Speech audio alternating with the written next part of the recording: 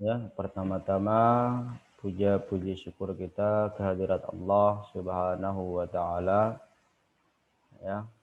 Sampai saat ini kita masih dalam keadaan sehat walafiat ya. Salawat dan salam kepada baginda Rasulullah sallallahu alaihi wasallam dengan memperbanyak salawat kepada beliau. Kita harapkan kita menjadi umatnya yang akan mendapatkan syafaatnya di hari kemudian kelak. Anak-anak bapak yang dimuliakan Allah Subhanahu wa taala, ya. Pertama, Bapak ucapkan selamat bergabung di kelas 11 MIA B ya. Kemudian selamat buat anak-anak Bapak sekalian ya sudah naik di kelas 11 bahwa di kelas 11 ini Bapak diamanahkan untuk mengampu bidang studi akidah dan fikih. Jadi insya Allah ya nanti kita akan pelajari dua mapel ini, akidah dan fikih ya. Nanti akan kita bagi waktunya ya, pertemuan pertama akidah, kemudian fikih selang-seling ya. Semoga dua materi ini dapat kita tuntaskan setahun ya dalam pertemuan kita di kelas 11 ini. Anak Bapak sekalian, ya. Bapak rasa kita langsung saja ke pembahasan materinya ya. Kalau masalah perkenalan udah kenalnya kita ya. Walaupun mungkin belum pernah tatap muka, tapi itulah dia ya, ada pandemi ini sehingga kita tidak bisa melaksanakan proses pembelajaran secara luring ya, tapi dilaksanakan secara daring.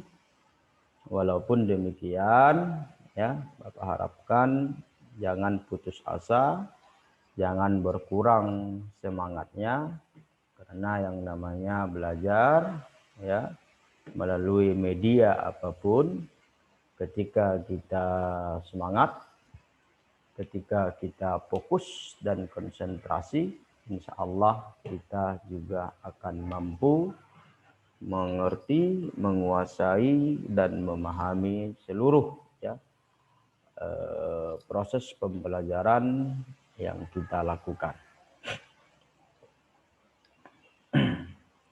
Oke, anak-anak Bapak sekalian, ya, Bapak akan share materinya sama-sama. Bapak jelaskan nanti kira-kira 10 menit, baru nanti kita diskusi ya. Semoga apa yang kita pelajari di siang ini dapat kita paham dan mengerti, serta harapannya ya kita dapat ya mengamalkan yang baik dan meninggalkan yang buruk. Oke, kelihatan slide-nya anak Bapak semua? Nampak, Pak. Kelihatan, Pak. Oke, ya. Kalau kurang-kurang jelas, ya, agak pindah lokasi dulu mencari ya sinyal yang baik. Nah gitu. Kalau kata Ustadz Somad, ya berarti kalau nggak nampak ada yang bermasalah dengan sinyalnya atau kuotanya sudah cengap-cengap. Nah gitu ya. Oke, anak Bapak sekalian, ya. Di pertemuan pertama ini di kelas 11B kita akan belajar tentang ya akidah akhlak.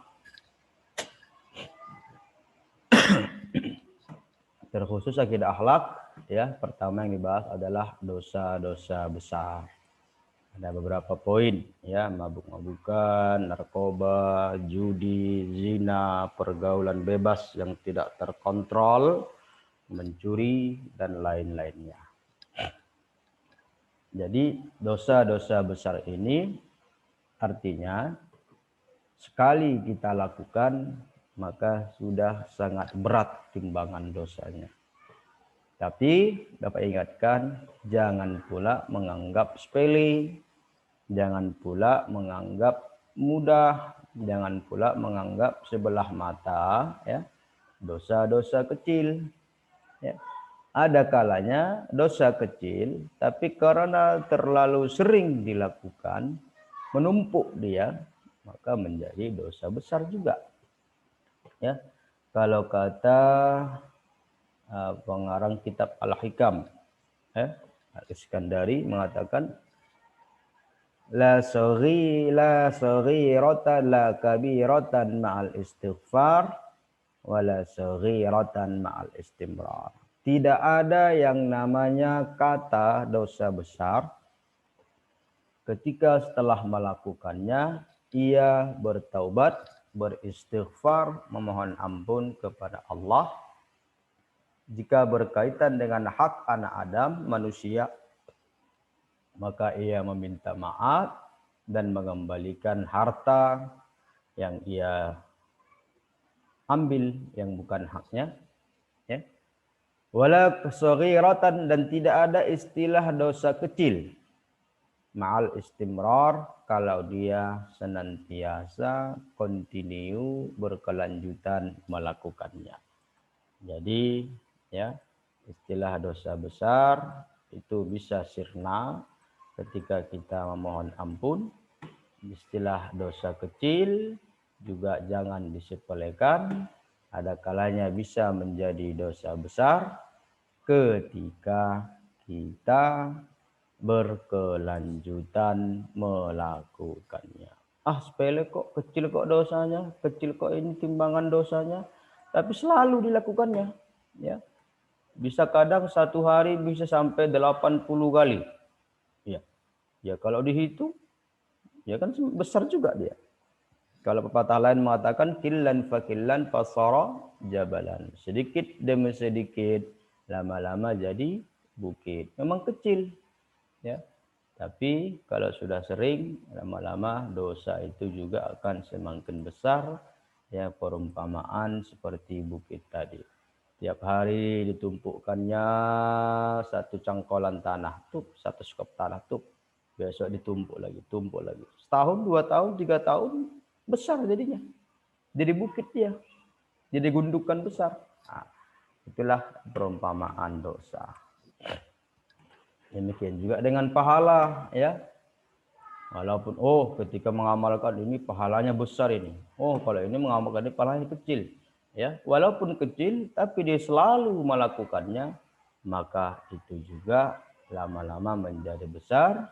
Kecil tapi istiqamah dia melakukan kebaikan yang kecil tadi, maka itu lebih baik dan lebih membekas di dalam hati. Ya, ada orang bersedekah tiap hari 5.000, 5.000, tapi istiqamah dia. Itu lebih dicintai Allah daripada kita ya bersedekah 500.000 tapi cuma setahun sekali. Ya, kalau 5.000 satu bulan 5 kali 3, 150.000. Setahun sudah berapa? Ya, tidak terasa dia. Coba 5.000. Tapi membekas, mendarah daging, menjadi kebiasaan baik. Daripada, aku kalau bersedekah nggak tanggung-tanggung, 1.000.000. Tapi cuma 2 tahun sekali. Maka lebih banyak lagi yang 5.000, tapi dia setiap hari melakukannya. Oke, adik bapak sekalian yang dirahmati dan dimuliakan Allah Subhanahu wa taala. Ya, salah satu ya perbuatan yang keji ya, akhlakul madmumah, ya, akhlak yang terkeji, yang keji, yang tidak baik itu adalah mabuk-mabukan. Jadi kita diharuskan untuk menghindari hal-hal ini. Menurut Kamus Besar Bahasa Indonesia, mabuk-mabukan itu adalah membuat diri mabuk secara berlebihan sehingga hampir setiap malam membuat gaduh atau ricuh yang dapat mengganggu kenyamanan lingkungan masyarakat. Jadi ini kan terjemahan bahasa di Kamus Besar Bahasa Indonesia. Namun pemahaman pada hakikatnya ya kalau di masa dahulu ya yang memabukkan itu hanya bentuk cairan ya dari anggur ya bir dan sebagainya. Namun sekarang beriring semakin canggihnya alat elektronik ya, maka yang memabukkan itu bukan hanya cairan saja. Ada yang bentuknya buah-buahan, ada yang bentuknya daun-daunan, ada yang bentuknya pil, ada yang bentuknya mungkin serbuk, ya, ada yang cairan, macam-macam. Pak Hendri kok hafal semua ya? Kayaknya pernah Pak Hendri pakai ini. Enggak pernah Bapak. Ya, kenapa? Kita menjadi baik anak Bapak. Ya, tidak cukup hanya mengetahui hal-hal yang baik saja.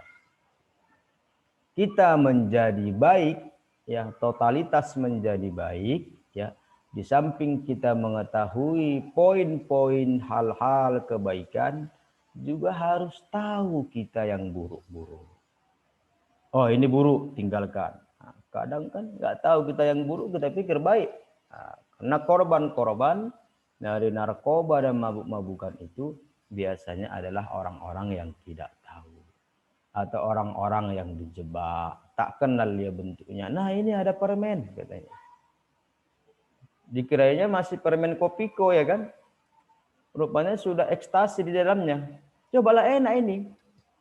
Wangi, ada wangi-wanginya. Oh iyalah, biar wangi mulutku. Makan permen lah dulu. Rupanya sudah ekstasi atau sabu-sabu. Enak ya, tenang pikiran, plong, katanya. Besoknya dikasih lagi. Nah, besoknya dikasih lagi. Nah, ini permen kemarin enak kan? Enak. Nah, terjebak dia.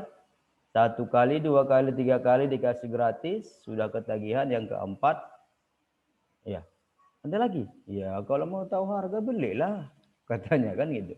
Akhirnya kita terjerumus kepada hal-hal yang tidak kita inginkan. Maksud Bapak adalah kita menjadi orang yang soleh dan solehah, yang menjadi anak-anak yang baik, anak-anak yang berbakti. Di samping mengetahui poin-poin yang baik, kita juga harus menghindari poin-poin yang tidak baik. Bagaimana kita ingin menghindari yang tidak baik? Yaitu dengan cara mengenalnya, melihat dan mengetahui ciri-ciri dan karakternya. Makanya kalau kita dulu kan, atau orang tua sekarang juga selalu itu mengingatkan anak-anaknya, baik itu waktu lagi main-main, waktu di sekolah atau di luar rumah. Nah, jangan pernah menerima pemberian dari orang yang tidak dikenal. Ya, apalagi dalam bentuk makanan dan minuman. Hati-hati. Ataupun mungkin benda-benda lain. Kan sering terjebak seperti itu. Nah, lagi duduk di rumah makan kita kan, rupanya uak-uak itu sudah target polisi. Bawa barang haram dia, sabu-sabu. Bawa tas hitam. Kita lagi makan asik, entah di warung kopi, di warkop, atau di lagi berjamur ya di Medan ya, warung-warung kopi, duduk kita lagi santai ngopi. Atau Bapak, nah, nitip bentar ya tas Bapak ya. Diletakkannya di meja kita. Bapak kamar mandi bentar, katanya. Butuh kamar mandi 25 menit, 10 menit, setengah jam keluar. Datang polisi, digrebek tempat itu. Ya mereka nggak mau tahu, yang penting yang di atas meja itu berarti milik kita kan. Kita bilang pun, Pak polisi, ini bukan tas saya, ini bukan barang saya, bukan punya saya ini. Ya tapi kok ada di meja Bapak, kok ada di meja kakak, kok ada di meja abang. Ayo, nanti jelaskan di kantor polisi. Akhirnya kita berkasus. Jadi jangan pernah ya kita dimanapun untuk menerima titipan, pesanan ya dari orang yang tidak kita kenal. Dek, antarkanlah coba paket ini ke rumah si Anu. Nggak kenal kita. Ya, kecuali Bang Gojek nanya, Kak, Mbak, Bang, alamat rumah ini di mana? Kalau emang sudah pakaian Gojek dia, kita tunjukkan rumahnya. Itu Pak, belok kanan, nanti kanan. Setelah kanan, abang ke kiri. Setelah kiri ke kanan, kiri ke kanan, kanan kiri. Mak, udah kayak joget ini Pak. Kan? Nanti lurus, dapat nanti jalan buntu, di situlah dia. Dapat jalan buntu, abang belok lagi. Nah, artinya boleh kita sampaikan hal seperti itu. Ya. Kalau kita lihat dari hadis Ibnu Umar di sini ya, kullu muskirin khamrun wa kullu khamrin haram. Setiap yang memabukkan itu dinamakan dengan khamar, setiap khamar itu adalah haram. Jadi yang memabukkan, yang merusak akal, yang merusak kesehatan berpikir, itu semua diharamkan. Bukan harus bentuk cairan. Ya, ada zat cairan, ada zat bentuknya macam-macam. Sudah Bapak sampaikan tadi. Ya. Kemudian pada hakikatnya ya, mabuk-mabukan dan narkoba ini ya ada dosisnya. Ya, tujuannya memang bagus. Pada dasarnya ini adalah untuk obat-obat kesehatan. Ketika orang dibius, ketika orang ingin operasi, ya ketika ingin ada proses pembedahan di rumah sakit, ya ini bahwa obat narkoba ini pada hakikatnya adalah bius untuk menghilangkan rasa sakit, rasa nyeri, dan sehingga proses operasi itu berjalan dengan baik. Namun oleh orang-orang yang tidak bertanggung jawab, ya meramu kembali untuk kepentingan pribadi, untuk kekayaan sendiri, dan mempengaruhi dan serta merusak generasi masa depan dan generasi berikut. Oleh sebab itu anak Bapak harapkan kalian sudah kelas 2 atau kelas 11 ya, hati-hati dan selalu tetap waspada bergaul dengan orang lain. Ya, karena sedikit demi sedikit ya pergaulan itu sangat dapat merusak. Ya, kalau bergaul dengan orang-orang baik, maka kebaikan itu akan sedikit demi sedikit dapat mempengaruhi kita. Kalau kita bergaul dengan orang-orang yang kurang baik, maka keburukannya perlahan demi perlahan, sedikit demi sedikit juga akan mempengaruhi kita semua. Oleh sebab itu, Bapak himbau, pandai-pandailah, cerdaslah kalian mencari teman. Ya.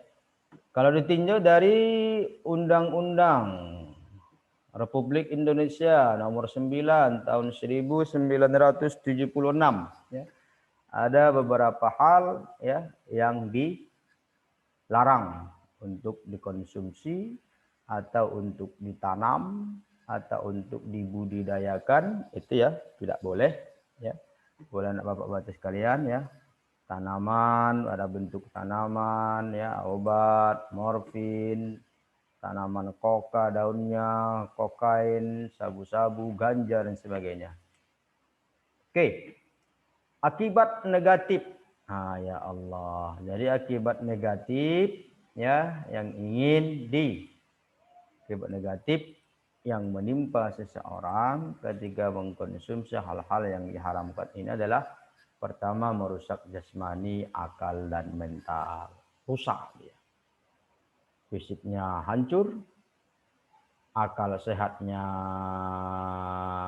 tidak baik lagi, mentalnya juga tidak baik lagi, nggak berani lagi menyatakan hal-hal yang baik. Refleks-refleks yang bermanfaat, ya. Jadi gerak-gerak refleks untuk menyelamatkan dirinya, ya, tidak ada lagi. Hidupnya sudah plong aja, datar aja rasa dunia ini. Padahal lagi turunan. Janggaknya datar, sungkur dia jatuh. Nah, gitu. Ya, iman ya dan keyakinan terhadap agamanya akan berkurang, selama-lama lenyap ya, akan mengalami ketergantungan. Sangat rusak ya, hancur ya anak bapak. Jangan sempat mendekati, jangankan memakai ya, mengkonsumsi, mendekati saja kita tidak diperkenankan. Mengenal dan memahami secara detail bentuk, kan upaya menghindari. Bagaimana kita agar terhindar dari hal-hal yang diharamkan ini? Kita harus kenal, benar-benar kenal dan paham secara lengkap, detail ya, macam dan bentuk narkoba dan mudratnya. Oh, kalau aku konsumsi nanti ini, ada beberapa poin yang harus dapat merusak diriku. Ada poin di atas ya. Kemudian menggali lebih dalam ketentuan hukum agama ya, ketentuan agama secara umum memang tujuannya untuk kebaikan ya, bukan untuk merusak ya. Berusaha mencari alternatif solusi lain ya, menyibukkan diri dengan hal-hal yang positif, hal-hal yang baik, sehingga kita terhindar dari hal-hal yang kurang baik. Meningkatkan kesadaran untuk menjalankan ketaatan beragama dengan ikhlas. Jadi ada 5 ya. Ada 5 mudratnya dan juga ada 5 upaya untuk menghindarinya. Oke, Bapak rasa cukup. Jika ada yang ingin ditanyakan, Bapak persilahkan dengan segala hormat. Jika ada yang mau ditanya. Ya. Any question? Ada yang mau ditanya? Ya, Pak. Nah. Apa Kalau itu? Allah aja ya Pak, udah terjerumus dia Pak. Kayak mana cara menyehatkan dia lagi gitu? Mengenormalkan lagi. Kalau sudah terjerumus, ingin sehat kembali, ya direhab lah. Ya kayak jalan di masjid apa yang ke arah Brastagi sana, masjid apa namanya Bang? Alah lupa pula Bapak. Kamal Pak. Masjid Kamal ya, udah lama Bapak nggak mengarah ke sana. Makasih Bang. Ya di situ kan ada yang jual kopi itu Bang, samping masjid, yang jual gorengan dan segala itu memang mantan lah kita bilang ya, mantan pemakai itu. Lagi proses rehab. Ya, tapi sudah hampir pulih, makanya mereka diperkenankan untuk jualan di situ. Jadi memang harus direhab. Ya untuk untuk mengembalikan ia pulih, tidak bisa langsung ya, sudah dia sudah kecanduan, nggak bisa langsung harus totalitas 100% berhenti, bluk. Nanti bisa menggigil dia kedinginan terus ya, kayak di dalam kulkas tuh meninggal.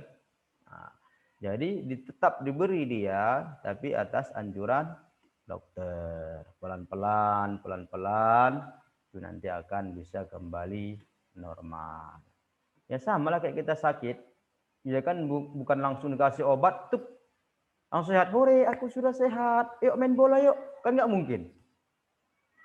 Ada proses mungkin 1 atau 2 hari, bahkan 3 hari baru betul-betul total ya 100% pulih kesehatan kita. Jadi yang sudah terlanjur korban juga, sudah kecanduan, itu butuh proses ya, bahkan sampai bertahun-tahun baru baik.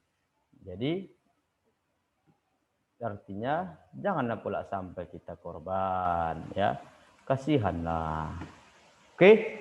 Anak Bapak, ada yang mau ditanyakan lagi? Pak, menanya lagi Pak. Boleh Pak? Nah. Kan misalnya dia narkoba atau mabuk gitu kan Pak. Terus dia sholat. Itu diterima atau enggak Pak sholatnya Pak? Sholatnya, kalau dia dalam posisi mabuk, lagi on, ya kan gitu kan, tangan di atas katanya, macam betul aja pun ya. Kalau dia dalam posisi mabuk maka nggak diterima. Tapi kalau mabuknya masih sadar dia, intinya di kesadaran itu, sadar dia, masih tahu dia apa yang dibacanya, masih didengarkan telinganya, maka itu masih sah. Tapi kadang kan kalau sudah mabuk, ngawurnya lagi dia. Ngawur, ya, kok cerita orang-orang tua di kampung dulu kalau sudah mabuk itu ya kan, harus dicampakkan dia ke paret dulu, atau disiram pakai air 1 ember besar, sudah baru sadar dia itu. Begitulah. Artinya, ya, dalam posisi mabuk, orang melakukan tindakan apapun di luar kesadarannya. Itu masih mabuk ya, masih mabuk tua lah kok di kampung-kampung. Sempat lagi mabuk narkoba, obat-obatan terlarang itu lebih bahaya lagi. Ya. Jadi memang kalau sampai ya orang yang mabukan itu 40 hari dan tidak diterima sholatnya. Jadi janganlah sempat didekat-dekati, ya. Di samping merusak jasmani, akal dan mental kita, bukan kita saja yang sakit, yang rusak kan. Ayah, ibu, keluarga dekat, keluarga besar kita juga malu, ya. Jumpa sama tetangga juga malu, ya. Kita dikucilkan juga di tengah-tengah masyarakat. Janganlah, ya. Artinya kalau kita saja yang kena efeknya, okelah mungkin. Gitu. Engkau, apa urusanmu? Aku kok yang make, katanya. Ya Allah. Tapi kan bukan dia aja yang rusak. Nama baik ayah, ibunda, keluarga besarnya rusak. Keluarga di lingkungan itu juga dicap orang lain. Kalau seandainya turun azab Allah, bukan dia aja yang kena. Coba tengok tsunami itu. Turun. Tsunami di Aceh 2004. Kan ada banyak orang baik di situ. Orang soleh yang hafal Quran dan sebagainya. Tetap juga kena. Jadi kalau ada orang mengatakan, aku kan berjudi pakai uangku, bukan uangmu. Apa salahnya rupanya? Apa urusanmu? Aku nggak mengganggu kok. Iya betul. Tapi kalau azab Allah turun, bukan kau aja yang kena. Wow teh. Semua kita kena. Wak labu. Nah, bilang aja gitu. Biar paham dia. Jadi kan Bang Raihan, ini pula kadang kita selalu memakai logika-logika yang sangat sederhana. Perasaan kita betul kali pendapat kita itu. Padahal salah. Nah, gitu. Jadi kalau kita melakukan kejahatan, bukan kita saja imbasnya. Seluruh masyarakat yang di situ juga akan terkena efeknya. Oke lah, kayak di Kampung Keling umpamanya. Mana tinggal? Kampung Keling. Wih, takut tak terus kan? Ini bandar narkoba banyak di sana ini. Dulu begitu. Sampai kalau tanya orang pun tinggal di mana? Belobe-lobe gitu, pakai jubah, belobe-lobe, siap sholat di masjid, cerita ya, diskusi. Tinggal di mana Pak? Ada di sana. Di mana itu? Enggak berani dia bilang kampungnya. Kalau kampungnya itu banyak di sana hal-hal yang tidak baik. Nah, itulah. Berarti kan si bapak tadi baik dia. Tapi karena lingkungannya sudah terkenal tak baik, malu dia bilangnya. Nah, itulah logika ya yang dapat Bapak sampaikan dalam kesempatan ini. Alhamdulillah ya ada 29 orang yang join ini. Berapa orang kita satu kelas? 34, Pak. 34. Kak Dipa jadi sekretaris atau bendahara? Sekretaris, Pak. Sekretaris yalah. Kalau mencatat sekretaris ya kan. Kalau bendahara masalah uang, tapi gimana uang nggak ada daring-daring gini, gimana ngumpul duit ya kan? Oke, lebih dan kurang ada lagi mau ditanyakan? Oke, jika tidak ada, apa rasa kita cukupkan sampai di sini ya.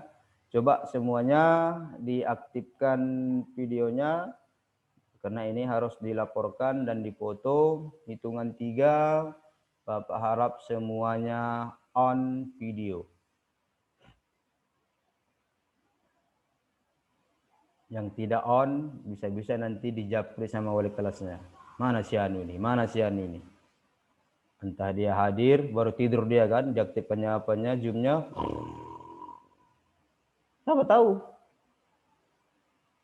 Atau diaktifkannya zoomnya baru di skipnya, diturunkannya ke bawah baru main game dia.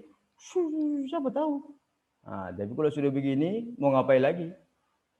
Ya. Oke, Bapak foto dulu. Bismillah. Oke. Jadi 2 slide kita ini ya, karena satu slide itu hanya 20-an lebih kurang.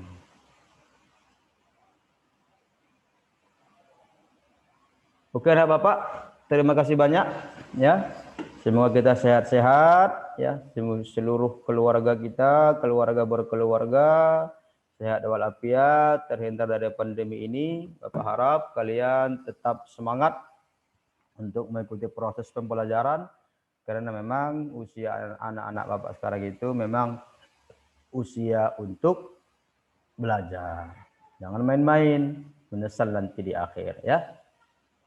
Demikian, wabillahi taufiq wal hidayah. Lebih dan kurang Bapak mohon maaf. Wassalamualaikum warahmatullahi wabarakatuh. Waalaikumsalam warahmatullahi wabarakatuh.